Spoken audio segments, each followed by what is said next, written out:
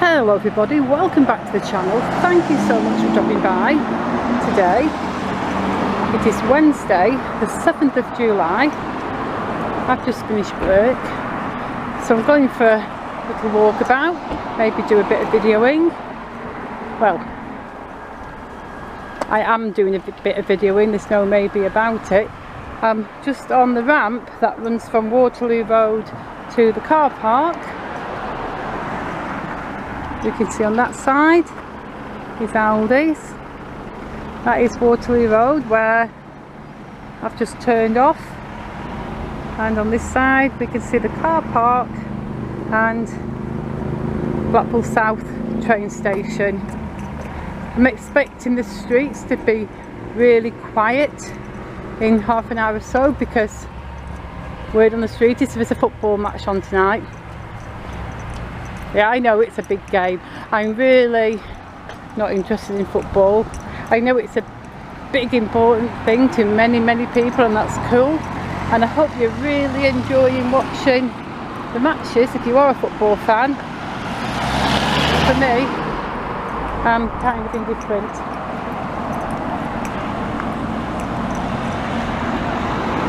So I'm just going to get across here. I'm going to walk down here a little bit alongside the old platform that used to lead into Blackpool Central Station, which has been gone from Blackpool for many years.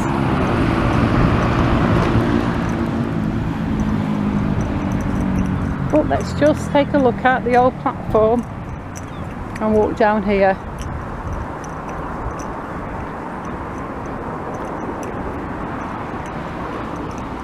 Now, I've had a few people in my comments asking if I know the guy that runs the old Blackpool Biker channel, because he hasn't been uploading for a few days and people have been asking if he's okay. And I'm really sorry, but I don't know him at all. But if you do know him, can you just drop a little line in the comments and just let some of his subscribers know that he's okay, assuming he is okay. I hope he's okay.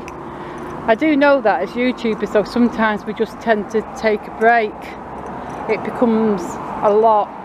I mean, I love making videos, I really do. I love being a YouTuber, but it's a lot of work, and sometimes you just feel a little bit burned out. Because I mean, during lockdown I was doing 3 videos a day at one point, and that was okay. I had the time because I was furloughed. I mean, I was doing bits of different work through my furlough, but most of the time I wasn't working.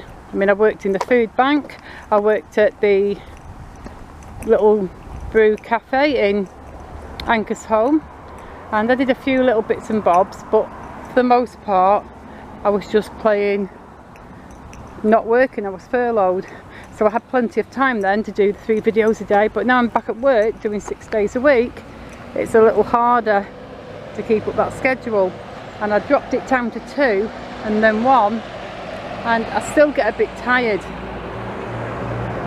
because going to work and from work requires a lot of walking for me.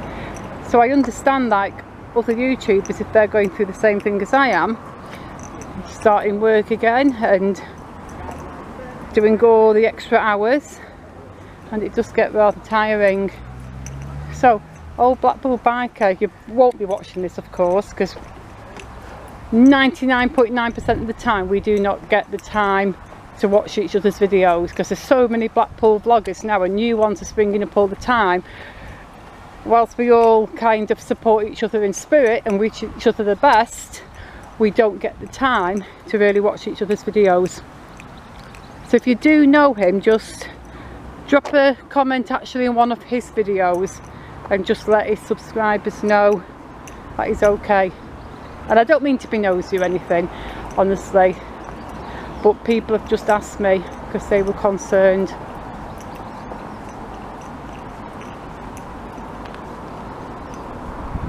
So anyway, onwards with our walk. This car park, as predicted, is super quiet because everybody's hot footing it home for the football, I'm sure. That's the end of that platform, look. Weird to think how at some point there were loads of train tracks here and trains just passing through here and along here, and all this would have been a noisy just hive of train tracks and trains heading into Blackpool Central. I would have loved to have seen it. It's a bit before my time, so I never got to see it, but I've seen pictures. I would have liked to have seen the real thing. It's very peaceful down here now and quiet. I mean, it would probably be quiet anyway, this area at this time, but I think it's extra quiet because of the footy.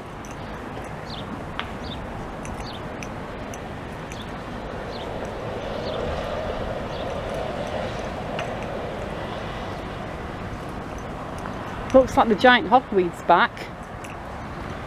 I don't know if you saw any of my videos last year, and I filmed this and I said this was giant hogweed, and some people said to me no, it probably isn't, but I would say very probably is. I mean, look at the size of the leaves. I'm not going to obviously touch it because it's very, very poisonous. You can see that, and you can see the spines on the leaves, and you can see the size of the flower heads.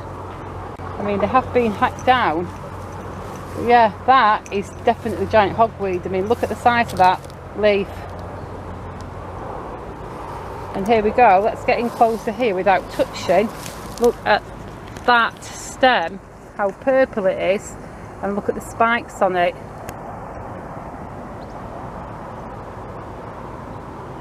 And the size of the leaves. And there's one of the flower heads, and look at the size of the flower head, folks. That is one flower head. And they do say that giant hogweed, the flower heads are the size of a dinner plate. And I do understand that normal hogweed can grow up to almost 2 meters in height, but this for sure is definitely the giant one. Look at that, that is like a tree trunk. It's about 5 feet tall, but it's been hacked off. That is massively thick. Look how thick that is. Whoa. And I filmed this last year and they hacked it all down, but it's come back. Yeah, that is really worrying, that is, because that is definitely the giant variety. You can tell by how big the leaves are, but you can also tell by the points on the leaves. Look at that. Oh, sorry, it's gone blurry. Maybe it'll focus. That is super duper dangerous. And there is one of the flower heads. If I can zoom into it without the sun getting into my face. I don't know if you can see from there. I can't even see too well what I'm filming, but that is huge. I mean, people do know about it for sure because it's been hacked down. But looking how thick the stems are, especially that one, that is like a mini little tree trunk. And that one's been hacked off there. The sun is right in my eye, so I'm really sorry. That's been hacked off at about 7 feet. So yeah, the giant hogweed is back. And normally it grows by riverbeds. It doesn't normally grow in places where there's no water. But somebody's put stuff down to try and kill it. So people are aware of it because it's being put down. If it was normal hogweed, people wouldn't really bother with cutting it down because, I mean, why would they? It's not in any, if it was just ordinary hogweed, it's not in anybody's way.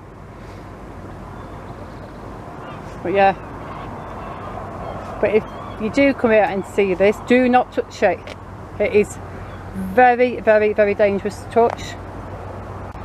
If the sap gets on your skin, it can damage your skin, where if you went out into sunlight, your skin would badly burn and blister very quickly, and that effect can last for up to 7 to 10 years.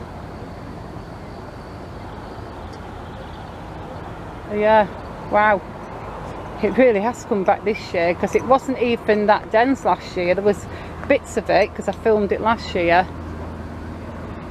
There was bits of it but it had all pretty much been torn up and cut down. But now it's really come back. I mean, this stuff, it can grow about 3 meters high, I don't know, 4 meters high. It grows insanely tall. And I did read up on it a little bit. It was brought into this country by Victorians because they are apparently fascinated by all things giant. I mean, the leaves are huge, everything's huge, and they were pretty much fascinated by how big it was and how awesome it looked. I still can't get over how big that stem is there. That is massive.